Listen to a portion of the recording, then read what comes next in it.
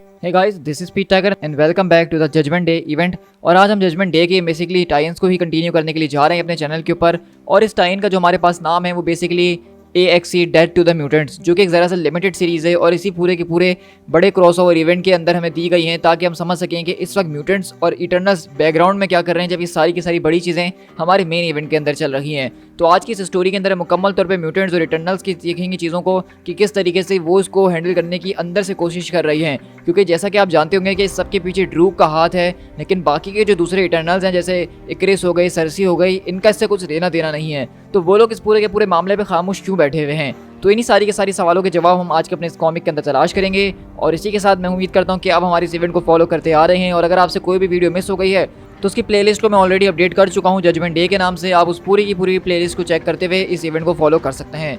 तो चलिए बिना किसी और बात के फौरन से अपने आज की कॉमिक बुक सीरीज को स्टार्ट करते हैं।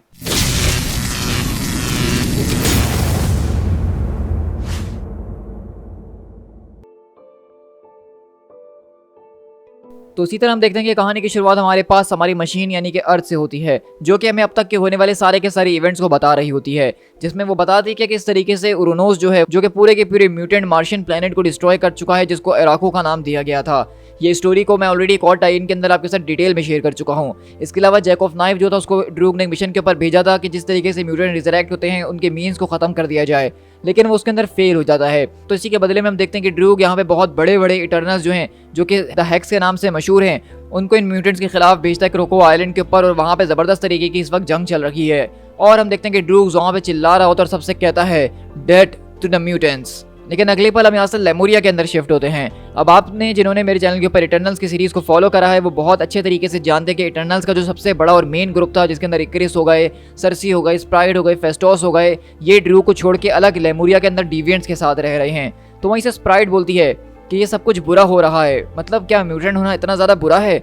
लेकिन गाइस मुझे ये बताओ कि इस पूरे के पूरे मामले के अंदर हम लोग क्या करने वाले हैं? तो वहीं से क्रिस बोलता है कि हम लोग क्या करेंगे, हम लोग वही करेंगे जो हमेशा करते आए हैं। जहां कहीं भी अनजस्टिस हो रहा है हमें उसके खिलाफ खड़ा होना ही होगा। तो वहीं से फेस्टोस बोलता है कि मेरे भाई मुझे इस वक्त कहते हुए बहुत ज़्यादा अफसोस हो रहा है, लेकिन इस वक्त यहाँ पे जस्टिस की बात नहीं है। ड्रूग ने यहाँ पे उरोनोस को जो है रिलीज़ कर दिया है, जो कि सबसे बड़ा शैतान है। उसको काबू में रखना कितना ज़्यादा मुश्किल है और वो उसी का इस्तेमाल कर रहा है। ये इसका पहला स्टेप था। अब सोचो कि ज़रा ड्रूग आगे और क्या क्या करने वाला है।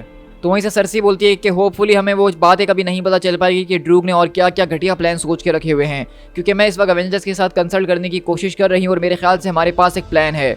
और यहीं से एजेक और मक्कारी यहाँ पे सारी की सारी टीम को ये बात बता दें कि किस तरीके से वो एक ज़बरदस्त तरीके के न्यू गॉड को बनाने की बातें कर रहे हैं, जहाँ पे वो एक न्यू गॉड का इस्तेमाल करके सारे के सारे इटर्नल्स को अपने काबू में कर लेंगे और ये सारी की सारी फसाद की जड़ खत्म हो जाएगी। और इस पूरे के पूरे नए गॉड यानी सेलेस्टियल को हम ऑलरेडी अपनी मेन सीरीज के इशू नंबर 2 के अंदर देख ही चुके हैं।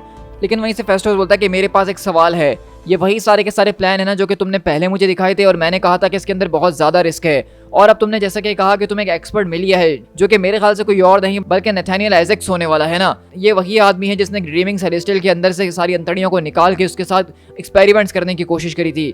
तो तुम्हें क्या लगा कि तुम मिस्टर सिनिस्टर को किडनैप करवा के कुछ भी करोगे और मुझे पता नहीं चलेगा? लेकिन हम देखते हैं कि वहीं से एजेक बोलती है कि मैं इस बात को बहुत अच्छे तरीके से जानती हूँ फेस्टोस कि तुम इन सारी की सारी चीज़ों को बनाना नहीं चाहते और ना ही हमारी मदद करोगे, लेकिन अब बहुत हो चुका है। तुम मुझे जितना चाहो जज करना इस चीज़ के ऊपर कर सकते हो, लेकिन इस वक्त इस पूरे के पूरे गॉड को बनाने का सिर्फ एक ही मकसद है कि सारी की सारी तबाहियों को रोका जा सके। वरना तुम भी इस बात को जानते हो कि हम लोग इस फाइट के अंदर कभी हार नहीं मानेंगे। खासकर ड्रूग, अगर वो मर भी जाए तो उससे कोई फर्क नहीं पड़ता है, वो दोबारा जिंदा हो जाएगा। हमें एक ऐसे गॉड की ज़रूरत है जो कि हमें सही रास्ता दिखा सके और ये सब कुछ रोक सके। तो फेस्टोस बोलता है कि अगर ऐसी बात है तो मुझे बताओ कि आखिरकार तुम्हें मेरी इस सब में क्या ज़रूरत है? तो वहीं से एजेक बोलती है कि तुम एक गॉडली किस्म की सिमत हो और मैं चाहती हूँ कि तुम मेरे लिए गॉड को समिट करो। और हम देखते हैं कि फेस्टोस, मक्कारी और एजेक यहाँ से अलग हो जाते हैं, जो कि एवेंजर्स के साथ मिलकर इस गॉड को बनाएंगे। और वहीं पे थीना बोलती है कि बाकी हम सब यहाँ पे और क्या करने वाले हैं? तो इक्रिस बोलता है कि हम लोग सीधा जंग की तरफ जाएंगे। लेकिन हम देखते हैं कि वहीं से सरसी बोलती है कि परहैप्स हमें वॉर की तरफ जाना चाहिए, लेकिन अभी इतनी जल्दी नहीं। हमें यहाँ से लेमोरिया के अंदर कुछ ऐसी चीज़ों की तलाश है जो कि सिर्फ हमें क्रो ही दे सकता है। अब मैं इस बात को जानती हूँ थीना कि मैं क्रो के साथ काफ़ी फ्लर्ट करने की कोशिश कर रही थी, लेकिन इस वक्त जो हमें उससे फेवर चाहिए उसके अंदर मेरी सारी की सारी चीज़ें काम नहीं आने वाली। तुम्हें उससे खुद ही बात करनी होगी। तो थीना बोलती है कि वेरी वेल, मैं उससे बात करूँगी, लेकिन ये बताओ कि बाकी के लोग क्या करने वाले हैं? तो सरसी बोलती है कि जब हमें वहाँ का एक्सेस मिल जाएगा जहाँ हमें जाना है तो तुम्हें कुछ बॉडीगार्ड्स की ज़रूरत पड़ने वाली है। और अगले पल हम देखते हैं कि यहाँ से बेसिकली क्रो उनको एक ऐसी जगह के ऊपर लेकर आता है जो कि एक बहुत बड़ा सा गड़ा होता है और कहता है कि ज़रा आराम से थीना, ये वो खतरनाक किस्म की बहुत ही ज़्यादा सैक्रेड और होली साइट है। ये वो जगह है जहाँ पे डिविएंट्स को जज किया गया था और गॉड्स ने अपनी सारी की सारी फ्यूरी को बरसाया था। तो इसे थीना बोलती क्या वाकई में ये वही जगह है जहाँ पे ये सब कुछ हुआ था? तो ड्रूक बताता कि हाँ ये जगह है भी और नहीं भी, क्योंकि जब ये सब कुछ हुआ था तो उस वक्त ये एक पूरा का पूरा शहर हुआ करता था, लेकिन जब सेकंड होस्ट ऑफ सेलेस्टियल अर्थ के ऊपर वापसी लौट कर आया तो हम डिविएंट्स ने उनके खिलाफ जाने की कोशिश करी। उस वक्त मैं काफ़ी ज़्यादा यंग हुआ करता था और मुझे सही तरीके से याद नहीं है, लेकिन हमारे उस पूरी की पूरी जंग ने वहाँ पे सेलेस्टियल्स को भड़का दिया और उन्होंने हमारे खिलाफ जज करके हमारे इस पूरे के पूरे आइलैंड को समंदर के अंदर डुबो दिया। तो हाँ ये वही जगह है जहाँ पे उन्होंने पहले ही स्ट्राइक करी थी और सब कुछ ख़त्म किया था। ये वो जगह है जहाँ पे हमने इस बात को जाना था कि हमारे गॉड्स को हमारी बिल्कुल भी परवाह नहीं है। और अगले पल हम देखते हैं कि यहाँ पे बाकी के जो सारे इटर्नल्स होते हैं वो सीधा इस पूरे के पूरे कुएं के अंदर कूदते हैं जहाँ पे कुछ अजीब व गरीब चीज़ें मौजूद होती हैं। तो वहीं पर अगले पल स्प्राइट बोलती है कि यहाँ पे कितनी खामोशी और सुकून है ना। तो वहीं से सरसी बोलती है कि नहीं स्प्राइट, यहाँ पे कोई सुकून नहीं, बस सिर्फ खामोशी है, क्योंकि ये जगह वो बिल्कुल भी नहीं हो सकती जहाँ पे हमें पीस मिले। और अगले ही पल हम देखते हैं कि वहाँ पे कुछ अजीब व गरीब उनको गोस्ट नजर आते हैं और ये वो सारे के सारे बेसिकली डिविएंट्स के गोस्ट हैं जो कि इस पूरे के पूरे जंग के अंदर मारे गए थे। और हम देखते हैं कि बेसिकली यहाँ पे उनको कोई चीज़ हासिल करनी है जिसके लिए उनको इन सारे के सारे लोगों से मुकाबला करना है। और अगले पल हम देखते हैं कि वहाँ से सरसी उस पूरी की पूरी पावर सोर्स को जो कोई भी चीज़ है उसको अपने साथ ले आती है और थीना इस सब के लिए क्रो का काफ़ी ज़्यादा शुक्रिया अदा करती है और कहती है कि तुम लोगों ने जो कुछ भी सहा है आज जाके हमें उसका अंदाज़ा हुआ और ये बिल्कुल भी ठीक नहीं हुआ था तुम लोगों के साथ। तो वहीं से क्रो कहता है कि वेल आई एम ग्लैड कि तुम लोग कम से कम अपने मिशन के अंदर तो सक्सीड हो रहे हो ना, और मैं इस बात की भी उम्मीद करता हूँ कि तुम लोग जो नए गॉड को बना रहे हो वो पुराने वाले से बेहतर होने ही चाहिए। तो वहीं से सरसी बोलती है कि हम उसको पकाने की कोशिश तो कर रहे हैं, लेकिन देखो ज़रा कि पकने के बाद वो कैसा बनता है। और वहीं से क्रिस बोलता है कि अब हमारे पास वो सारी की सारी चीज़ें मौजूद है जिसके ज़रिए हम अपने नए गॉड को बना सकते हैं और अब वक्त आ चुका है कि हम ड्रू की लीडरशिप को ठुकराएंगे। तो क्रो बोलता है क्या वाकई में तुम्हें लगता है कि तुम आज़ाद और जो चाहो कर सकते हो? मैं तुम्हें बताता हूँ क्या होगा। तुम इटरनल जाके ड्रूक से मुकाबला करने की कोशिश करोगे और उसके बाद ड्रूक को ऐसा लगेगा कि इसके अंदर हम डिविएंट्स मिले हुए हैं और वो यहाँ पे आके सब कुछ बर्बाद कर देगा। तुम इटरनल्स हमेशा की तरह हीरो बन जाओगे, लेकिन कीमत हम डिविएंट्स को चुकानी पड़ेगी। तो वहीं से क्रिस बोलता है कि तुमने बिल्कुल ठीक कहा, तुम्हारी बातों के अंदर दम तो जरूर है, यहाँ पे बहुत ज्यादा खून खराबा हो सकता है, लेकिन अभी के लिए शायद हमें ड्रूक के खिलाफ डायरेक्ट अटैक नहीं करना चाहिए, वरना इसका अंजाम अच्छा नहीं होगा, क्योंकि पहले ही एक बहुत बड़ी जंग चल रही है। तो वहीं से क्रो मुस्कुराकर कहता है कि मैंने ये नहीं कहा कि तुम्हें इससे जंग नहीं करनी चाहिए, मैं बस इतना कह रहा हूँ कि उसको पता चलना ही नहीं चाहिए कि ये सब तुम कर रहे हो। तुम चाहो तो बहुत कुछ कर सकते हो और उसके बारे में किसी को पता भी ना चल सके, तो ऐसा कुछ करने का सोचो कि किसी को कुछ समझ में भी नहीं आए। क्या तुम अपने कैरेक्टर से बाहर नहीं आ सकते हो क्रिस? थोड़ा तेज होने की कोशिश करो। तो वहीं क्रिस हम अगले पल देखते हैं कि सोच में पड़ जाता है और कहता है तुम्हारी बात में वैसे काफी दम तो है, जरा एक मिनट, मेरे पास एक आइडिया है। और अगले पल हम देखते हैं कि यहाँ से क्रिस कहीं और नहीं बल्कि द सब स्पेस टनल्स के अंदर आता है जहाँ बिल्कुल सन्नाटा और अंधेरा होता है और कहता है कि दोस्तों, मेरे दोस्त, क्या तुम मुझे सुन सकते हो? मेरे दोस्त, मेरे पास तुम्हारे लिए एक सवाल है। लेकिन अगले पल हम देखते हैं कि वहाँ शेडो के अंदर से एक आदमी फुल स्पीड में आता है और सीधा क्रिस के ऊपर बैठ के उसको जमीन के अंदर गाड़ देता है। और क्रिस कहता है, हेलो गिलगामेश, आखिरकार तुम्हारे पास इस तरह के कितने सूट्स मौजूद है जिसके जरिए तुम स्टेल्थ मोड के अंदर जा सकते हो? तो हम देखते हैं कि बेसिकली यहाँ पे क्रिस जो है वो गिलगामेश के पास आया है ताकि उसकी स्टेल्थ टेक्नोलॉजी उससे लेके वहाँ पे ड्रूक के पास वो लोग घुस सकें। और इसी तरह हम ओलंपिया के वॉर रूम के अंदर शिफ्ट होते हैं जहाँ हम देखते हैं कि ड्रूक यहाँ पे सारी की सारी चीज़ों के ऊपर नजर रख रहा है और देख रहे हैं कि कितने ज़्यादा ज़बरदस्त तरीके से सारे के सारे वो जो हैक्स हैं वो क्रोकोआ आइलैंड को बर्बाद कर रहे हैं। और वहीं से ड्रूक को सारे के सारे लोग बता रहे होते हैं कि 6 में से 5 हैक्स जो है उनको डिप्लॉय कर दिया गया है, लेकिन साइन जो है इस वक्त मर चुकी है, उसको रिजरेक्ट किया जा रहा है। लेकिन उस सब के बावजूद भी देखा जाए अभी हमारी सेलेस्टियल आर्मरीज अपने जो है मैक्सिमम पोटेंशियल के ऊपर चल रही हैं। तो वहीं से ड्रूक बोलता है कि चलो ये तो बहुत ही अच्छी खबर है, तो ये बताओ ज़ूरस कि तुम्हारी दिमाग वाली वॉर कैसी चल रही है? तो वहीं से हम देखते हैं कि अगले पल यहाँ पे बेसिकली ड्रूक ने ज़ूरस को भी कैद करके रखा हुआ है जो कि इससे पहले प्राइम इटर्नल हुआ करते थे और कहते हैं कि ओ बच्चे, तुम सच में बहुत ही ज़्यादा स्टूपिड हो, क्योंकि ये सच में बहुत ही ज़्यादा मुश्किल है। क्योंकि अगले ही पल हम देखते हैं कि दरअसल यहाँ पे ज़ूरस को जो काम दिया है ड्रूक ने वो कुछ और नहीं बल्कि ज़ूरस इस वक्त वो पूरी की पूरी साइकिक बैटल लड़ रहे हैं जिसकी वजह से हमने देखा था कि म्यूटेंट जो हैं वो अपने दिमाग के पावर्स को इस्तेमाल ना करते हुए एक दूसरे से कम्युनिकेशन नहीं कर पा रहे हैं और हम देखते हैं कि वो बेसिकली दिमाग के जरिए चार्ल्स एक्जेवियर से एक ज़बरदस्त तरीके की फाइट लड़ रहे हैं और हमें अर्थ बता रही होती है कि किस तरीके से ये पूरी की पूरी जो इस वक्त जंग चल रही है बहुत ही ज़्यादा कांटे की है। इटर्नल्स के पास इस वक्त जो है टॉप लेवल टैलेंट तो नहीं है, जबकि देखा जाए तो म्यूटेंट्स के पास दिमागी तौर पे टॉप लेवल टैलेंट मौजूद है। लेकिन यहाँ पे अगर दूसरा एडवांटेज देखा जाए तो इटर्नल्स वो इमोर्टल हैं, उनकी बॉडीज जो हैं, उनके फ्लैश जो हैं वो ज़्यादा स्ट्रॉन्ग होते हैं इंसानी जिस्म से और यही एडवांटेज इन दोनों को एक दूसरे की टक्कर पे ले आता है। तो वहीं से ड्रूक बोलता है कि आपको ज़्यादा घबराने की ज़रूरत नहीं है ज़ूरस, बस आपको कुछ और देर ये करना होगा। जब एक बार साइन दोबारा से वहाँ पे रीडिप्लॉय हो जाएगी तो इस बार मैं इस पूरे के पूरे आइलैंड को ख़त्म कर देने वाला हूँ। मैं जानता हूँ कि आपके लिए काफ़ी ज़्यादा फ्रस्ट्रेटिंग हो रहा होगा, लेकिन इस वक्त ये हमारे लिए अच्छी बात है कि आपने उनको मुकम्मल तौर पे घेर के रखा हुआ और वो हमारे ऊपर कोई अटैक नहीं कर सकते हैं। और अगले वाला हम यहाँ से एक सोल्यूशन के अंदर शिफ्ट होते हैं, जहाँ हम देखते हैं कि कुछ लोग यहाँ पे इनविजिबल होते हुए सीधा यहाँ पे घुसते हैं, लेकिन यहाँ पे एक आदमी बैठे हुए सारी की सारी चीज़ों को मॉनिटर कर रहा होता है, जिसका नाम कैलोस द डिस्ट्रक्टर बताया गया है। और अर्थ बताती है कि किसी भी इटर्नल के नाम के आगे डिस्ट्रक्टर ऐसे ही नहीं लग जाता है, बल्कि उसने कुछ ऐसे काम किए होंगे, ना कि फोर्टनाइट पे जाके हाई स्कोर बना के ये नाम लिया होगा। और अगले पल हम देखते हैं कि जैसे यहाँ पे सारे के सारे लोग आने की कोशिश करते हैं तो वो उनको डिटेक्ट कर लेता है और अगले पल वो जबरदस्त तरीके के होलोग्राम्स बना के उनके ऊपर अटैक करने के लिए बढ़ता है। और हम देखते हैं कि वहाँ पे वो लोग दरअसल कोई और नहीं बल्कि इकरिस, गिलगामेश और किंगो होते हैं, जो कि गिलगामेश की टेक्नोलॉजी का इस्तेमाल करके इनविजिबल हुए थे और सीधा यहाँ पे एक सोल्यूशन के अंदर पहुंच चुके हैं। लेकिन हम देखते हैं कि जब यहाँ पे ये तीनों के तीनों लोग कैलोस से मुकाबला कर रहे होते हैं तो वहीं पे अगले पल स्प्राइट जो होती है वो छुपके से निकलती है और उनके सारे के सारे सिस्टम्स के अंदर स्नीक इन करने की कोशिश कर रही होती है।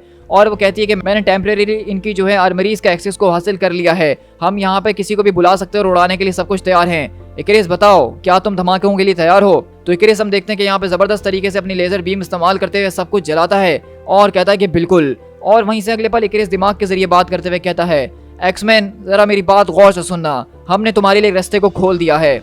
और इसी तरह हम देखते हैं कि वहीं पे ड्रूक को एक अलर्ट मिलती है कि कोई यहाँ पे घुसने की कोशिश कर रहा है पूरी की पूरी आर्मरी इसके अंदर। और ड्रूक बोलता है कि मुझे दिखाओ कि वो कौन है। और हम देखते हैं कि जब यहाँ पे ड्रूक देखता है तो वहाँ कोई और नहीं बल्कि मैजिक ने एक जबरदस्त तरीके का अपना पोर्टल खोला होता है, जिसके जरिए यहाँ पे लॉरा की वुल्वरीन और जीन ग्रे यहाँ पे आते हैं इनकी आर्मरीज को डिस्ट्रॉय करने के लिए। और वहीं से डोमो एकदम परेशान हो जाता है और कहता है कि मुझे कुछ समझ में नहीं आ रहा, जब सारे के सारे हैक्स वहाँ पे मौजूद इनको रोकने की कोशिश कर रहे हैं तो इनको हमारी आर्मरीज का एक्सेस किस तरीके से मिल गया। तो ड्रूक बोलता है कि कम ऑन डोमो, तुम्हें इससे ज्यादा तेज होने की जरूरत है, यहाँ पे कोई हैकिंग की गई है, किसी ने यहाँ पे इन्फ्लेरेट करके इनको यहाँ पे आने का मौका दिया है, कहीं ये द फॉरगॉटन तो नहीं है।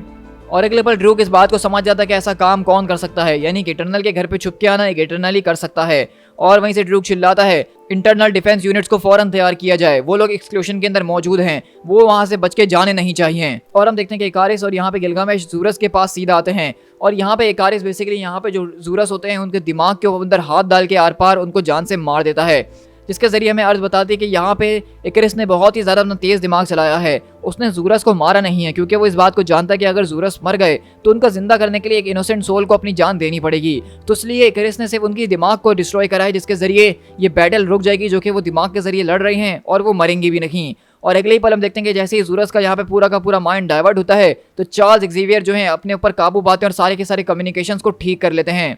और वहीं से डोमो बोलता है कि नहीं, ये नहीं हो सकता है, इसका मतलब ये है कि सारे के सारे म्यूटेंट्स के माइंड्स अब आज़ाद हो चुके हैं, अब हम उसके अंदर इंटरफियर नहीं कर सकते हैं। हमने जो हैक्स वहाँ पे डिप्लॉय करे थे इस वक्त वो भी फ्यूम्स के ऊपर चल रहे हैं, लगता है कि सिचुएशन काफ़ी ज़्यादा डेंजरस होते हुए नजर आ रही है।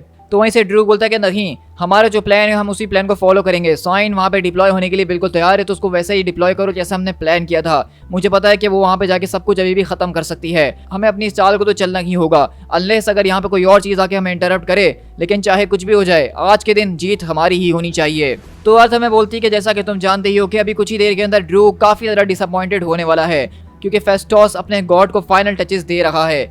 मेरी सांसें एकदम से फूलना शुरू हो गई जब वो नया सेलेस्टियल अपने होश के अंदर आया। अर्थ का न्यू मैनेजमेंट सिस्टम वो यहाँ पे आ चुका है। ये सेलेस्टियल यहाँ पे होश में आया और उसके अंदर एक सेंटिएंट लाइफ मौजूद थी, लेकिन ये बाकी सेलेस्टियल्स की तरह नहीं था बल्कि उनसे कुछ अलग सोचता था। हाँ, हो सकता है कि यहाँ पे उन्होंने एक नए गॉड बनाने की कोशिश की हो, लेकिन ये बात कभी नहीं हमें भूलनी चाहिए कि ये गॉड्स ऑफ द इटर्नल ही है। तो ये बिल्कुल वही करेगा जो कि हर दूसरा गॉड करता था इटर्नल का बनाया हुआ। तो अब तक जैसा कि हम सब जानते हैं कि इटर्नल्स के सिर्फ 3 ही प्रिंसिपल्स थे और अब ये सेलेस्टियल आके उनको चौथा प्रिंसिपल देने वाला है, और वो है कि तुम्हारे पास सिर्फ 24 घंटे हैं अपने आप को जस्टिफाई करने के लिए। तो हम बहुत अच्छे तरीके से जानते हैं कि जजमेंट डे के हमने एपिसोड नंबर 2 के अंदर देखा था कि किस तरीके से सेलेस्टियल जिंदा होता है और पूरी की पूरी अर्थ को ये अनाउंसमेंट कर देता है कि उनके पास सिर्फ 24 घंटे हैं जिसके बाद वो उनको जज करेगा, और अगर वो इस काबिल नहीं हुए तो इस पूरे के पूरे प्लेनेट को वो डिस्ट्रॉय कर देगा। और अगले पल जैसे ये सेलेस्टियल यहाँ पे जिंदा होता है तो ड्रूक की सारी फोर्सेज वहाँ पे रुक जाती हैं। और वहीं से हमें अर्थ बताती है कि यहाँ पे पहली बार ड्रूक जो है एकदम भौंकला गया था, वो अपने लीडर होने के ऊपर शक कर रहा था और उसको समझ में नहीं आ रहा था कि उसको अब आगे करना चाहिए तो क्या करना चाहिए, और वो खुद ये अपने आप से ये सवाल कर रहा था क्या इसने ये सब कुछ जो शुरू किया है वो ठीक किया है। और वहीं से ड्रूक बोलता है कि लगता है कि डोमा मुझे इससे बेहतर करना चाहिए था, मेरे ख्याल से मुझे उरोनोस के पास जाके इस बारे में कंसल्ट करना चाहिए और उसका मशवरा लेना ही चाहिए। एंड मोस्ट ऑफ ऑल इस बात को मेक श्योर करो जो फॉरगॉटन हमारे यहाँ पे घुसे हैं वो यहाँ से बच के निकल ना सकें। और अगले ही पल हम देखते हैं कि बेसिकली गिलगामेश और यहाँ पे क्रिस जो होते हैं वो सारे के सारे लोगों को इसी तरीके से मार रहे हैं कि उनके दिमाग को बेकार कर रहे हैं, जिसकी वजह से वो मर भी रहे हैं और नहीं भी मर रहे।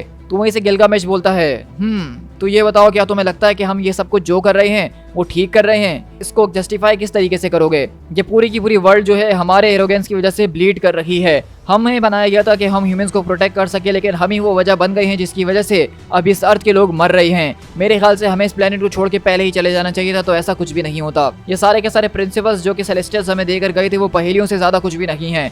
हम चाहे कुछ करें या ना करें, लेकिन हम लोगों को हर्ट करने के ऊपर मजबूर हो ही जाते हैं। तुम्हें शायद इस बात का जवाब ना पता हो, लेकिन मुझे बहुत अच्छे तरीके से पता है।